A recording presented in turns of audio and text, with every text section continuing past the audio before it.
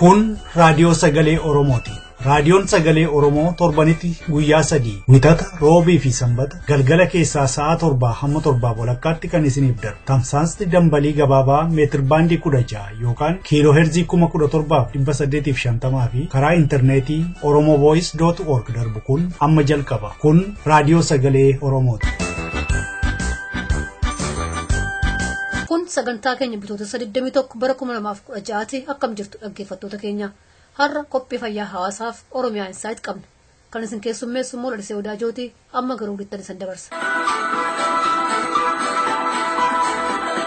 Akkam oltan dhaggeeffattoota keenya oduu sa'aatii kanaaf qabnu isin dhageessisa naabasaa waqjiraati. Obbo Baqqalaa Garbaa dabalatee hidhamtoonni siyaasaa 22 ammas marsaa arfaffaaf guyyaa 28 akka qorannoo jala turan murtaa'e. Obbo Baqqalaa Garbaa fi hidhamtoonni siyaasaa Oromoo jimaata darbe Bitootessa 18 bara 2016 mana murtii sadarkaa tokkoffaa federaalaa dhaddacha Araadaatti dhiyaatanii turan. Poolisoonni wayyaanee akka maatiin hidhamtootaa fi deeggartoonni dhaddachichaa hin seenne godhanii jiran. Odeessi abukaatota irraa nu ga'e akka addeessutti poolisiin ammallee ragaa fi qorannoo kiyyan xumure jechuun guyyaan 28 akka dabalamuuf gaafate. Ajajaan kan bulu manni murtee wayyaanes akkuma gaafatametti murteessuun hidhamtoota gara maakalawitti deebiseera. Yeroo ammaa hidhamtoonni Oromoo 1,500 ol ta'an manidhaa maakalawii qofaa keessatti gidirfamaa akka jiran odeessachirraa nu ga'e hubachiiseera. Humni hin beekamne Bitootessa 19 bara 2016 halkan mooraa kolleejjii poolisii Itoophiyaa kan Sandaafaatti argamu irratti tarkaanfii fudhate. Tarkaanfii kanaan loltoonni hedduun kan miidhaman yoo ta'u qabeenya hedduullee manca'uun himameera. Tarkaanfii fudhatame kanatti kan rifate mootummaa wayyaanee ganamataa Bitootessa 20 bara 2016 uummata nagaa karaarra adeemu sakatta'aa fi goolaa akka ture beekameera. Tarkaanfii kana eenyu akka fudhate hagammaatti wanti beekamee hin jiru. Tarkaanfii kanaan poolisoonni madaa'an mana yaalaa poolisii kan Finfinneetti argamutti wal'aanamaa akka jiran oduun achirraa nu ga'e hubachiiseera. Waltajjiin maree hooggansa sadarkaa jiddu galeessa Oppidoo guyyaa 5 gaggeeffamaa ture afaan faajjiidhaan xumurame. Hirmaattonni waltajjichaa 5,600 ol caalan guyyoota 5 keessatti gaaffilee adda addaa gaafataman dhaggeeffachuu fi olola waltajjii caqasuun alatti wanti godhan tokkollee hin jiru. Waltajjiin kun magaalota Finfinnee, Adaamaa, Shaashamannee, Jimmaa fi Naqamteetti gaggeeffame. Akeekni waltajjichaa kan akka tooftaatti kaa'ame diddaa Oromiyaa keessatti deemaa jiruuf furmaata kaa'uu fi sababa diddaa Oromoo wal hubachiisuu ture. Haa ta'uutii kaayyoon dhugaa waltajjichaa Oppidoo ajaja warra TPLF irraa itti kennameen kaabinoota sabboonummaan itti dhaga'amu qulqulleessuu fi of keessaa baasuuf kan akeekame. Waltajjii kanarratti garuu ammatti wanti mul'atee fi adda bahee hin turre. Waltajjiin kunis akkuma wal sukkuumetti addaan ba'uun beekameera. Warri Oppidoos ala ba'anii walamachuun ala ifatti wanti dubbatan tokkollee akka mul'anne beekameera. Waldaan Kiristaan Ortodoksii Itoophiyaa kitaaba qiddaasee afaan Oromootti hiikee eebbisiise. Kitaabni Bitootessa 19 bara 2016 eebbifame kun kan Waldaan Kiristaan Ortodoksii Itoophiyaa sirna qulqulleessuu ittiin barsiisuudha jedhameera. Kitaabni kun lammiileen afaanicha haasaan salphaatti akka hubatanii fi akka fayyadamaniif ta'e kan qophaa'edha jedhameera eebba sagantichaa irratti. Hojii hiikaa waggoota 10 fudhate kanarratti dureewwan paappaasii fi hayyuulee waldichaa akkasumas biiroon aadaa fi turizimii Oromiyaa akka hirmaate himamee jira. Kitaabni fuula 516 qabu kun adeemsawwan qulqulleessuu 14 kan qoodame ta'uu odeessachirraa nu ga'e hubachiisee jira. Xiinxaltoonni akka jedhanitti kitaabni kun afaan Oromootti hiikamuunsaa waldittiin lammiilee biyyattii hunda qixaan tajaajiluu eegaluu ishee agarsiisa jedhu. Haa ta'uutii warri garii immoo kun ammallee sirna afaan Oromoo dubbataa uummata Oromoo gabroomsuuf tooftaa akeekameera jechuudhaan shakkii fi mamii isaanii ibsaa jiru. Oduu sa'aatii kanaaf qabnu kanuma qophii keenya fi waliin nagaan nu tura.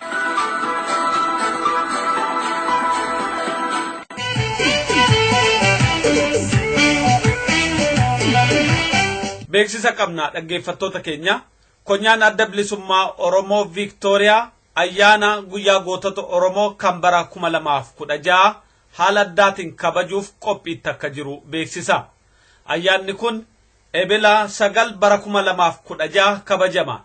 Sa'aatii 2 eegalee bakkisaa Flamington Community Center 25 Mount Alexandria Road Flamington Victoria 3031 akka yeroon argamtanii gootota keessan kanneen dhiigaaf lafee isaaniitiin Oromiyaa har'aa ijaaran kanneen Oromoof Oromummaa itichan akka yaadattan dhaamsa siniif dhaama. Koree konyaa adda bilisummaa Oromoo Victoria.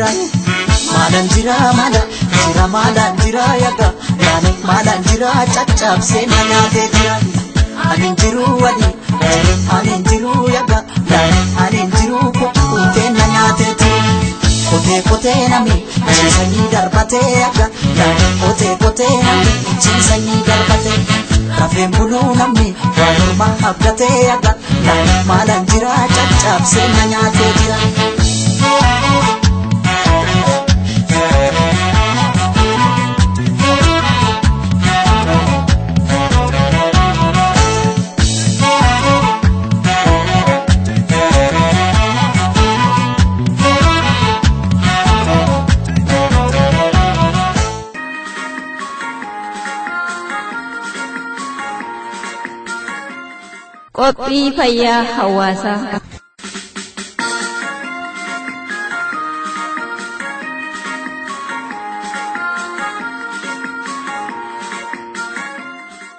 Kabajamtoota dhaggeeffattoota Qophii Fayyaa Hawaasaa akkam jirtu. Qophiin Fayyaa Hawaasaa amma dhiyaata.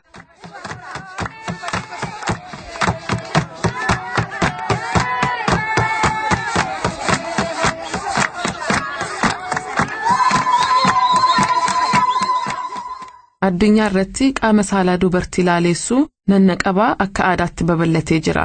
Nannaqabaan kun akka tasaatti ajjeesuu fi qaama balleessuu irraa darbeeyyuu shamarranii fi dubartoota umriidhaan hin bilchaatin irraa dhibee fayyaa geessisaa jira. Kunis akkuma aadaatti dhaloota dhalotatti darbee hojiirra oolaa jira. Jaarmayaan fayyaa addunyaa akka tilmaamutti dubartoonni miliyoonii 100 fi miliyoonii 140 gidduu ta'an biyyoota 28 keessatti keessumaa Afrikaa fi guddattuuf xiqqaatus biyyoota Asiyaa dhidhimmaa fi giddu galeessa bahaatti waan kanatti saaxilamanii jiru. Wanti kun baqattoota Awurooppaa, Awustiraaliyaa fi Ameerikaa kaabaa keessa hirkattummaa gaafatan mudatee jira.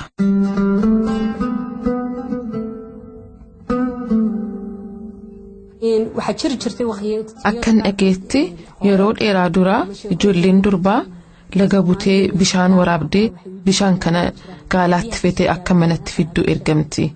Kunis dhaqaa gala halkanii fi guyyaa 3 yookiin 4 fudhata. Dubartoota kanarraa waan hamatu ga'a jedhamee hin yaadamu. Sababni isaas qaama saal dubartummaa isaanii hodhamaadha. hodhamaa sababa ta'ee fi gudeedduun rakkisaadha. Isaan bifa addaatiin muramanii akkasumas qulqulleeffamu. Yeroo dubartoowwan kana irratti hamaa irra ga'ee fakkeenyaaf dhiirri tokko yoo tuqe gosti isaanii walloolu yookiin waraanatu ka'a. Bara durii dubartoowwan kun kabaja guddaa ni qabu turan. Sirni nannaqabaa isaan qulqulleeffan kan raawwatamu nama guutuu isaan godha jedhamee amanama. Ammayyuu hojiirra oolaa jira. Nannaqabaan eegumsaa fi yommuu kabaja kee eegamee taa'u atis aboo qabdaa jechuudha. Hattuun tokkollee bira hin geessu. Akka kana miti nannaqabuun waan amma irra ga'uu danda'u irra eeguufi. Aadaan duri kun ammayyuu ni jira. Namni ni kabaja. Dhiirri akka sodaatuuf malee waan kan biraatiif miti.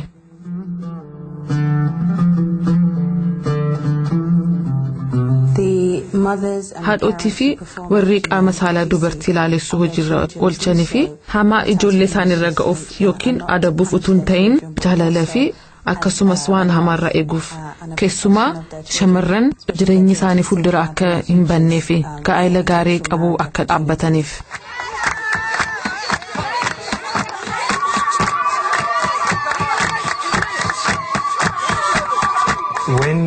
Yeroo dhiironni attamitti qaama saalaa dubartii ilaalessu hubatu yommuu jennu keessuma akka ilaalcha biyya Itoophiyaatti qaama saalaa dubartii ilaalessu ilaalchisee haala keessa jiraannutu murteessa. Fakkeenyaaf magaalaa moo baadiyyaa jiraatu. Dhiironni baadiyyaa jiraatan akkaataa durbumaan eegamu turuu wajjin wal qabatee jira. Yookiin walqunnamuu saala gaa'ela duraa oolchuu keessumaa hodhamteetti yoo ta'e heerumuu duraa akka dhiira wajjin saalqunnamtiin goonee eegaa jedhanii yaadu.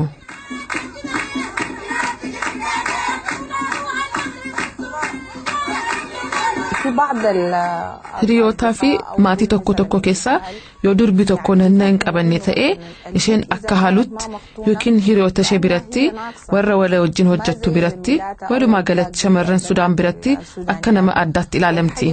Kan biraa ammoo yoo durbi tokko nanna hin qabanne maatii baay'een hin heerumtu jedhanii yaadu. Walumaa galatti addunyaa keessatti yoo ilaalame aadaan nannaqabaan kun wal fakkaata. Namootni garuu ibsa adda addaatti kennuu danda'u. Eertiraa keessatti akka itti amanamutti yoo dubartiin tokko nanna hin qabatin haftee fedhii saalqunnamtii ishee adabachuu hin dandeessu jedhamee fudhatama. Dubartiin tokko yoo nanna hin qabatin hosiisaa yookiin rakkoo dhibee biraa waan namarratti biqilu yookiin fedhii saalqunnamtii ishee hedduu hammaachuu ni danda'a. Kanaafuu abbaa manaa ishee irratti dhiira biraa ni feetii jedhamee amanama. Akka aadaa duriitti shamarree tokko yeroo heerumtu durba ta'uu qabdi jedhamee amanama. Yoon durba ta'uu baattee abbaa manaa ishee Sahaaraa biratti fudhatamaa hin qabaattu. Akkuma nu jennutti gocha isaaniif saaxilameen ture. Reessistuun ni dhufte. Isheenis na murte. Utuu nanna hin qabatin ganniin dhisanii qaaniidha. Haati koo lafatti gadi na qabde. Waanuma gochuu namarra jirudha. Mucaan durba tokko nanna qabachuu dhiisuu hin dandeessu akka dogoggoratti ilaalama. Mee waa sitti himuu yommuu durbi tokko nanna qabatu qaamni ishee ni gabbataa guntuta baafti. Nanna guutuu taati. Yoo nanna hin qabatin haftee ni qummunti yookiin hin guddattu jedhamee amanama. Wallaalummaa fi barnoota dhabuudhaan kan ka'e qaama saalaa dubartii ilaalessu hooda garaa garaatti hundaa'an. Fakkeenyaaf yoo shamarran tokko nanna hin qabatin haftee qaamni ishee guddatee yeroo da'umsaa mucaa miidhaa jedhamee amanama.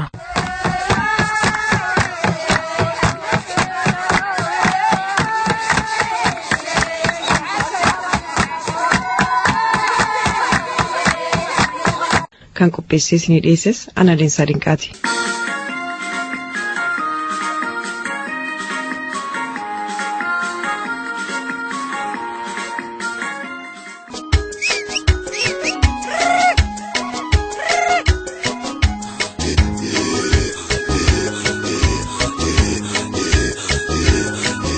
This is Oromo Voice Radio English program. Oromo Voice Radio is broadcasting to Oromia at 16-meter band or 17,850 kilohertz or on oromovoice.org website.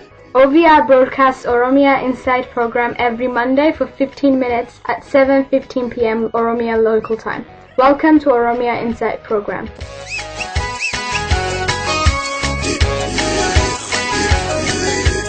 Welcome to Oromia Insight. My name is Ali Galato. This is part 2 speech by Amy, the advocate for human rights.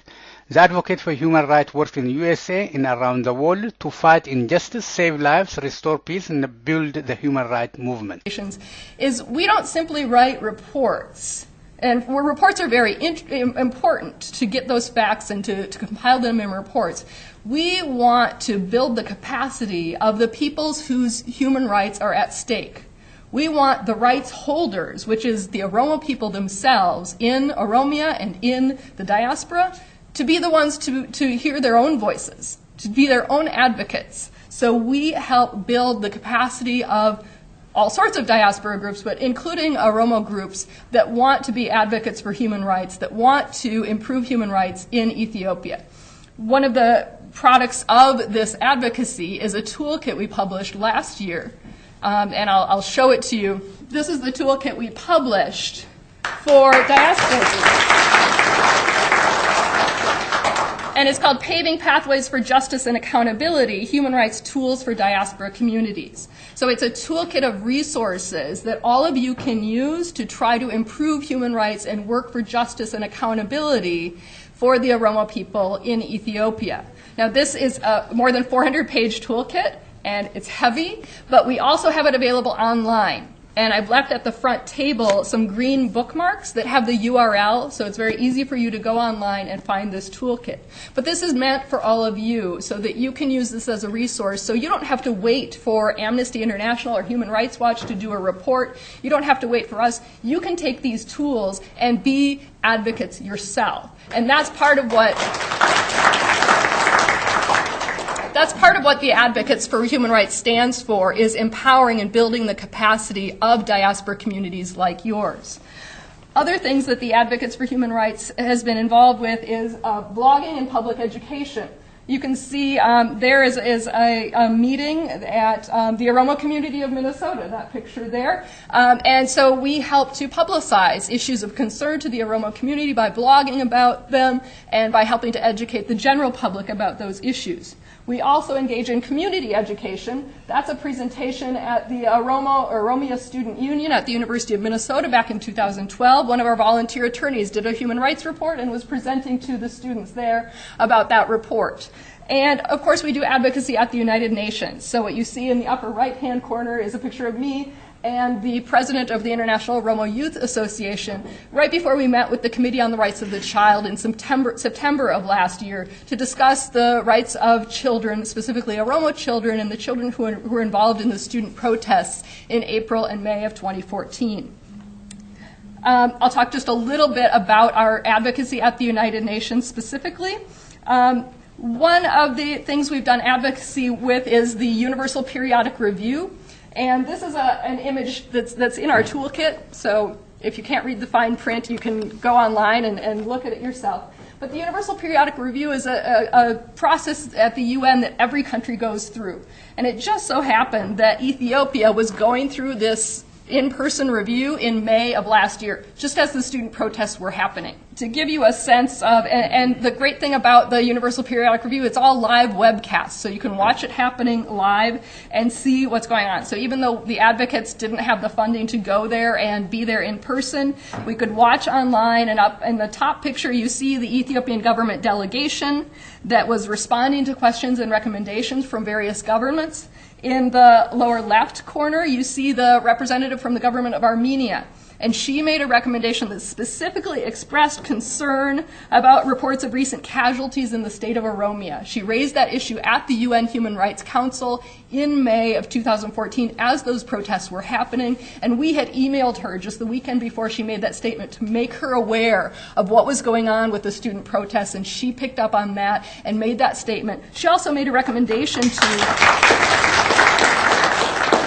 She also made a recommendation to the Ethiopian government that it should further promote tolerance and dialogue between different ethnic and religious groups. And the Ethiopian government accepted that recommendation. It agreed before the world community to promote tolerance between different ethnic groups.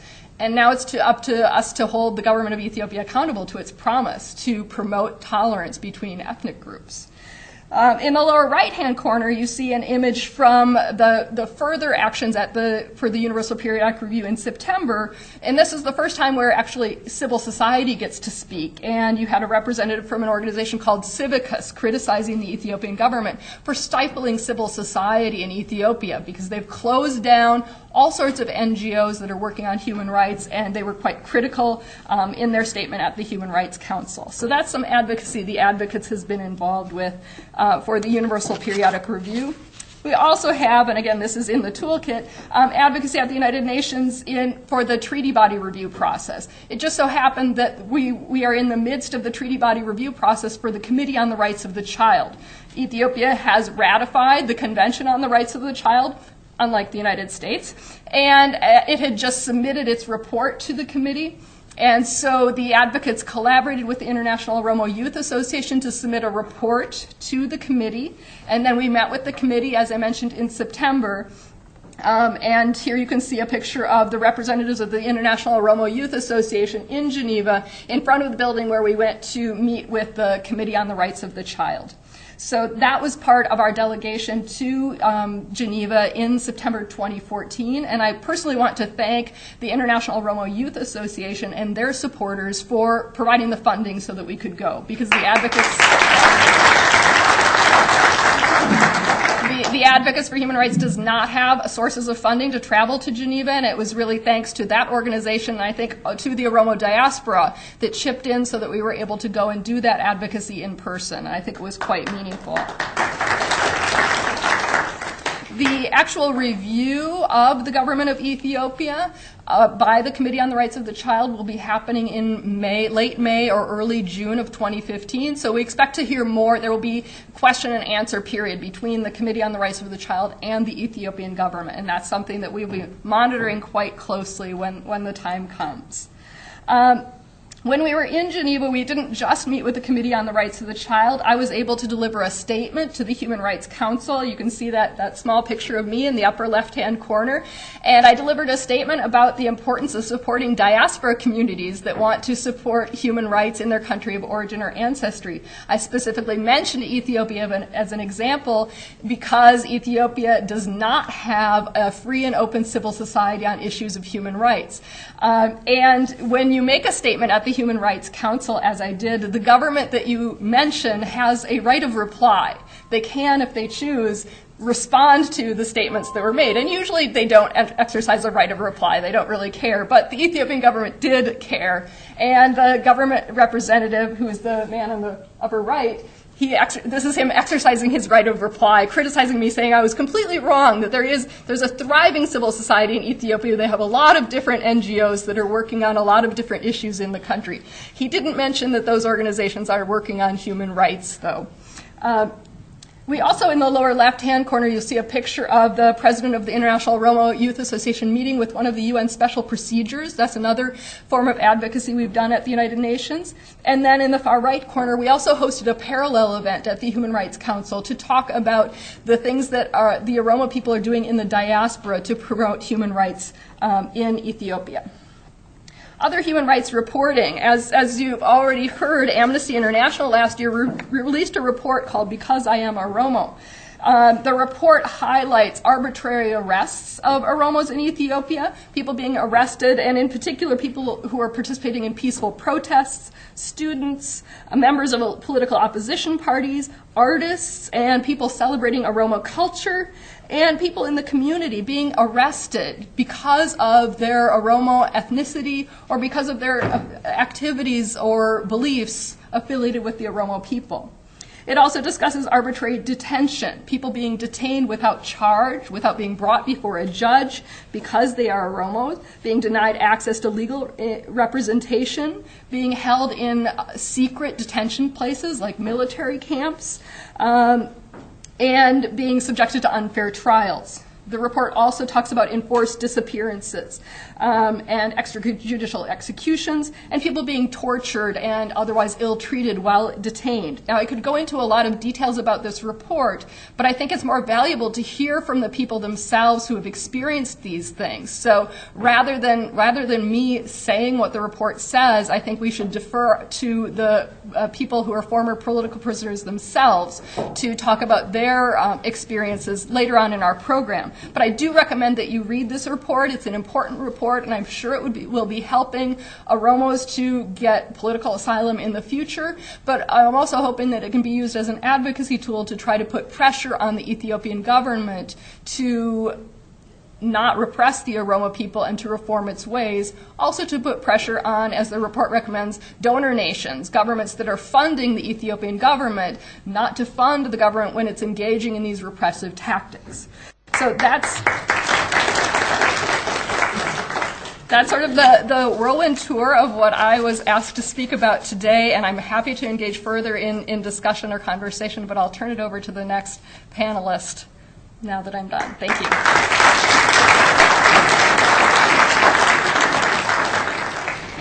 All right. Thank you very much. I'm Kirk Allison, and I direct the program in Human Rights and Health in the School of Public Health. The website is www.phrh.umn.edu. And it's clear that there's a intimate and quite actually predictable interpenetration between human rights and health. The question of what underlies human flourishing, what are the things that one needs in life in terms of meeting basic needs, what about the dimensions of physical health, mental health, social well-being, spiritual health, different elements. And clearly, when human rights are being abused and violated, that hurts a person at every dimension, because we are relational creatures who are integrated across all of those domains. My discussion and my point of discussion that I've been asked to talk about today is a little more local and a little bit less on the human rights element per se. I've been asked to talk about the rights, obligations, and resources for Oromo aliens, residents, and citizens at the city, county, state, and federal level. And just use the arrow keys, good. And I have two computers because this one is kind of small, and if I can't read all of the small print, then I'll go on mine, and hopefully I'll keep myself organized here. I just want to mention I'm going to talk about some legal issues, but I am not an attorney, nor do I play one on TV.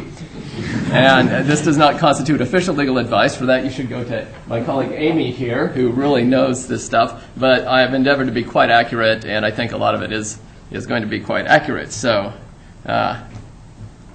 just that.